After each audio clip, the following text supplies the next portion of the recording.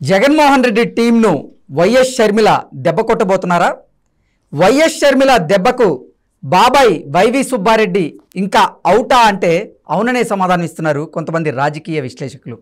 ఇక ఇదే అంశానికి సంబంధించి మనతో మాట్లాడేందుకు ప్రముఖ సీనియర్ జర్నలిస్ట్ దుర్గాకుమార్ గారు మనతో ఉన్నారు. ఆయనతో మాట్లాడదు. సార్ నమస్తే అండి. నమస్కారం కృష్ణ గారు, మన వీక్షకులు కూడా నా నమస్కారం. సార్, జగన్మోహన్ రెడ్డి టీంని వైఎస్ షర్మిల దెబ్బ కొట్టబోతున్నారని, వైఎస్ షర్మిల దెబ్బకి బాబాయ్ వైవి సుబ్బారెడ్డి ఇక అవుట్ అంటూ కూడా ఒక వార్త ఇప్పుడు సోషల్ మీడియాని షేక్ చేస్తూ ఉంది. ఏంటి సార్, ఆ వార్తలో వాస్తవం ఉందా? నేను వాస్తవం చెప్పనా? వైఎస్ షర్మిల జగన్మోహన్ రెడ్డి నేను దెబ్బ కొట్టదండి. ఆయనంతటా ఆయన దెబ్బతింటే షర్మిల గారు ఏం చేయలేదు. ఓకే, షర్మిల గారు ఇప్పుడు తను కొత్త పార్టీతో, షర్మిల అనే వ్యక్తిత్వంతో తను రాజకీయాల్లోకి ఫస్ట్ టైం ఆంధ్రప్రదేశ్ వస్తుంది. అంటే గతంలో ఆమె ఉనికి లేదు. ఆమె జగన్మోహన్ రెడ్డి గారి పార్టీలో జగన్మోహన్ రెడ్డి గారు వదిలిన బాణంగానే ప్రజలకు పరిచయం. ఇప్పుడు షర్మిలగా కాంగ్రెస్ పార్టీ తరపున, అదొక జాతీయ పార్టీ, ఆ పార్టీ తరపున వస్తుంది. ఆ జాతీయ పార్టీకంటూ ఒక బలం ఉంది, షర్మిలకంటూ కొంత బలం ఉంది. ఈ రెండు బలాలు కలిసి వస్తున్నాయి. కాబట్టి వాళ్ళు ఎంట్రీ ఇస్తున్నప్పుడే ఆ పవర్ఫుల్ వాక్లో ఒక గాలి అనేది వచ్చేస్తుంది. ఓకే సార్, అంటే ఆంధ్రప్రదేశ్లో రానున్న రోజుల్లో 3 రాజ్యసభ స్థానాలు ఖాళీ అవ్వబోతున్నాయి.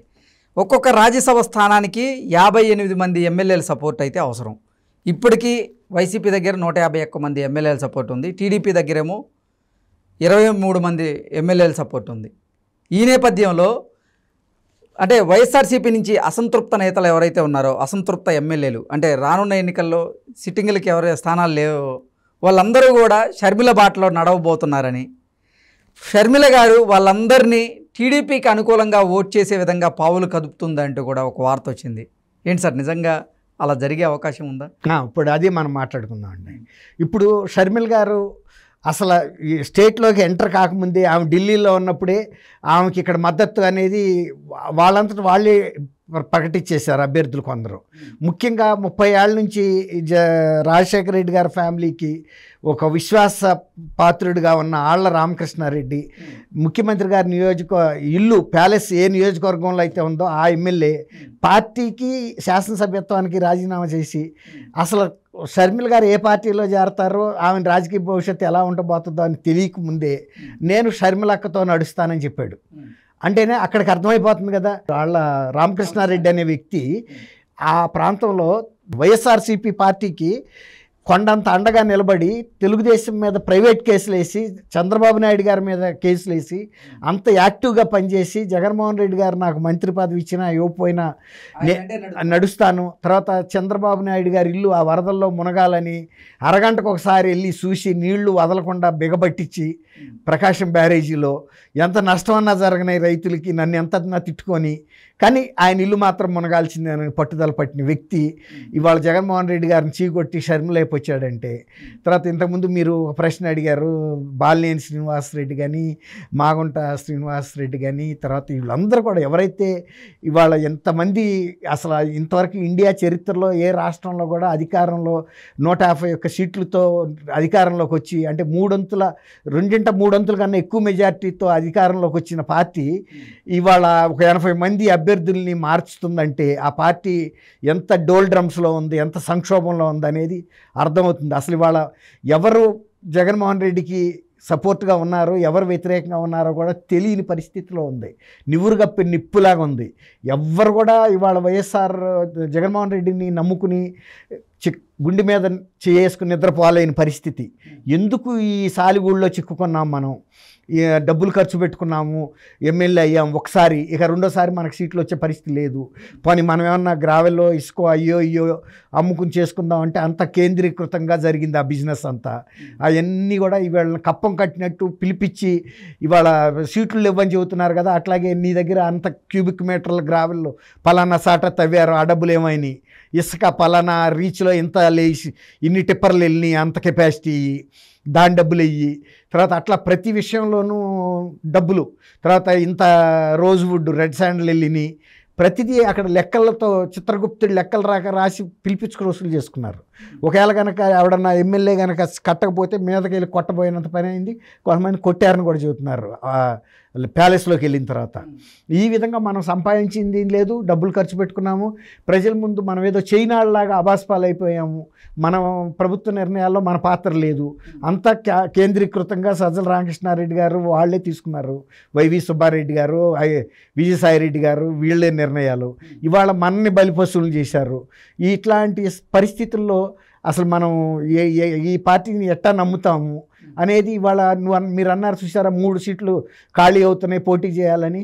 ఇవాళ వైఎస్ఆర్సీపీ కనుక 3 అభ్యర్థులను 2 అభ్యర్థులను పెడితే కూడా అసలు ఒక అభ్యర్థి అన్నా కూడా గెలుస్తాడా లేదా అనే అంత డౌట్ వచ్చేసింది. ఎట్లా అంటే గతంలో ఒకసారి ఒక రాజుగారు వాళ్ళ అబ్బాయి పెళ్ళో అమ్మాయి పెళ్ళో చేస్తున్నాడంటండి. చేస్తుంటే మరి రాజుగారి ఇంట్లో విందు అంటే చాలా పెద్దగా ఉంటుంది కదా, ప్రజలందరూ పాలు పోస్తేనే ఆ విందు సక్సెస్ అవుతుంది. ఆయన ఏం చేశాడంటే వీధికి గంగాళాలు పెట్టేశాడు. పెడితే అందరూ వచ్చి పోసేయాలి. అందరూ పాలు పోస్తారు కదా, నేను ఒక్కడిని నీళ్ళు పోస్తే ఏం పోతుంది అనుకుని ఎవరికాడు వెళ్ళి ఆ గంగాళాల్లో నీళ్లు మాత్రమే పోశారు. సరే రాజుగారు బళ్ళు వచ్చేసినాయి, రథాలు ఎక్కించుకుని ఈ గంగాళాలు తీసుకెళ్ళి విందు పాయసం వండాలని. ఏ గంగాళం చూసినా నీళ్ళే ఉన్నాయి. ఇదేంద్రా మరి పాలు కదా మనం పొయ్యమందని. ప్రతివాడు ఏమనుకున్నాడంటే మిగిలిన వాళ్ళు అందరూ పాలు పోస్తారని అనుకున్నారు, అందరూ నీళ్ళే పోసారు.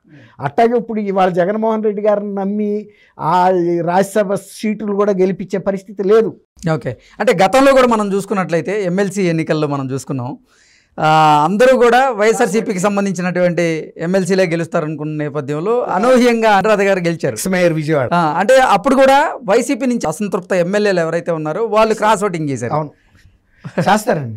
అంటే ఈసారి కూడా అదే పరిస్థితి ఎదురయ్యే అవకాశం పెద్ద పరిస్థితి ఉంటుంది అనుకుంటున్నాను నేనైతే. ఓకే సార్, షర్మిల గారు పోయి సొంత బాబాయ్ అయినటువంటి వైవి సుబ్బారెడ్డి గారికి ఆయన స్థానానికి ఎందుకు ఇసురు పెట్టబోతున్నారు అంటే? ఆయన స్థానం కాదండి, ఆ 3 ఎగిరిపోయినా ఆశ్చర్యం లేదు. బాబాయ్ ఒక్కడనే ఆమె టార్గెట్ చేయట్లా, ఆమె పని ఆమె చేసుకుంటుంది.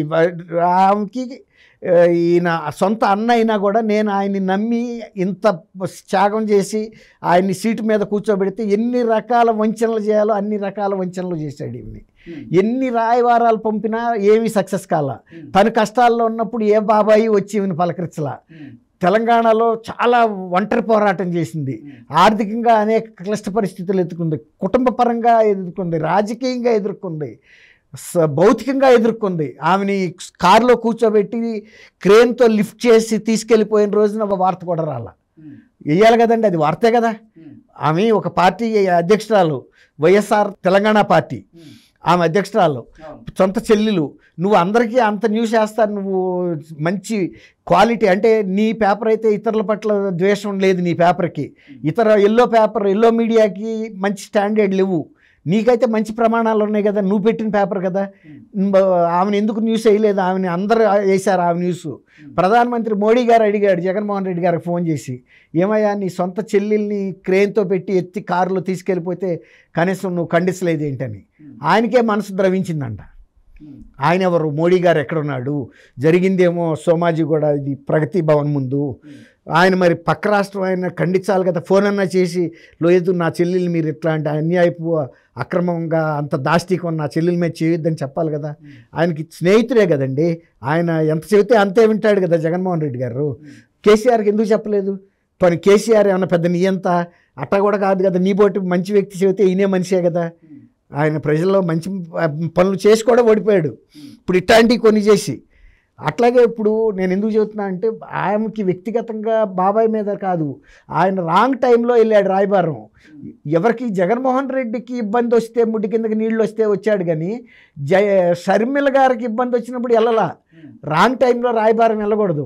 వెళ్ళినప్పుడు రాంగ్ టైంలో ఆమె చెప్పాల్సినవి చెప్పింది. బాబాయ్ నువ్వు ఇంత పెద్ద మనిషివి, ఇంత దాష్టిక పాలన ఆయన చేస్తున్నాడు, నా మీదే కాదు ప్రజల మీద కూడా చేస్తున్నాడు, ఇంత వ్యతిరేకత వచ్చింది, పార్టీ ఓడిపోయే పరిస్థితి వచ్చింది, మీలాంటి వాళ్ళందరూ కూడా మీరు ఎందుకు నివారించలేకపోయారని ద్రౌపది అడిగినట్టు అడిగింది.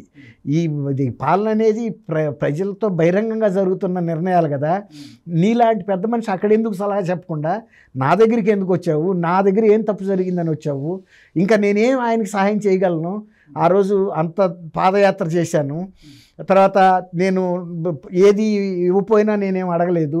పరిమళ నత్వాని అని వాడు అంబానీకి చెందిన కంపెనీకి చెందిన వ్యక్తికి ఇచ్చారు.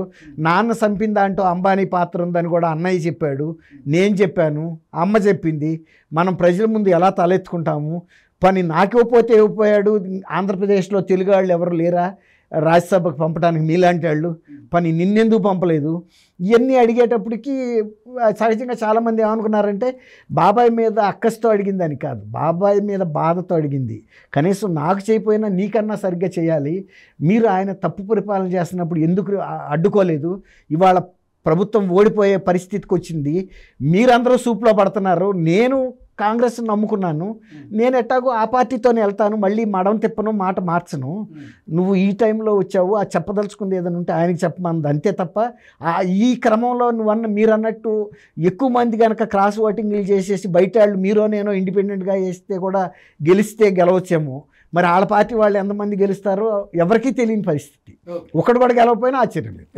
Okay sir, thank you so much. Thank you Krishna గారు, మన వీక్షకులకు.